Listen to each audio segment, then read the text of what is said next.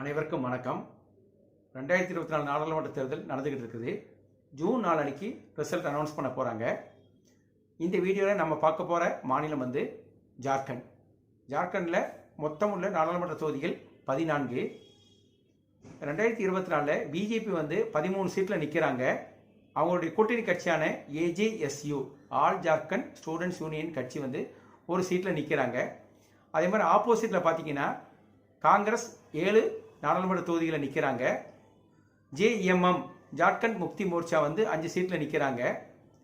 அதே மாதிரி பார்த்தீங்கன்னா சிபிஐஎம் லிபரேஷன் கட்சிங்கிறது ஒரு சீட்டில் நிற்கிறாங்க. அதே மாதிரி பார்த்தீங்கன்னா ஆர்ஜேடி ராஷ்ட்ரிய ஜனதாதள் லாலு பிரசாத் யாதவுடைய கட்சி வந்து ஒரு சீட்டில் நிற்கிறாங்க. 2019 பிஜேபி வந்து 11 சீட்லையும் அவங்களுடைய கூட்டணி கட்சியான ஏஜேஎஸ்யூ வந்து ஒரு சீட்லையும் வின் பண்ணியிருந்தாங்க. இந்த முறை அந்த 14 சீட்டுகளில் நான் எதிர்பார்க்கறது என்னன்னா, என்னுடைய கணிப்பு என்ன அப்படின்னா, பிஜேபி வந்து மொத்தம் 13 தொகுதியில் 11 முதல் 12 தொகுதியை கண்டிப்பாக ஜெயிப்பாங்க அப்படின்னும், ஏஜிஎஸ்யூ கண்டிப்பாக அந்த ஒரு தொகுதியை ஜெயிச்சிருவாங்க அப்படின்னு எதிர்பார்க்குறேன்.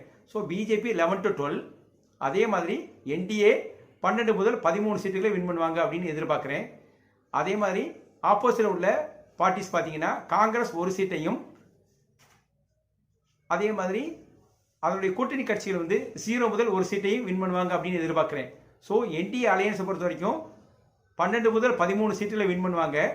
அதே மாதிரி பார்த்தீங்கன்னா 1 முதல் 2 தொகுதியை இண்டி கூட்டணி வின் பண்ணுவாங்க அப்படிங்கிறத என்னுடைய கணிப்பு. என்னுடைய கணிப்பு சரியாக வருதா தப்பாக வருதாங்கிறத நம்ம ஜூன் 4 கண்டிப்பாக பார்க்கலாம்.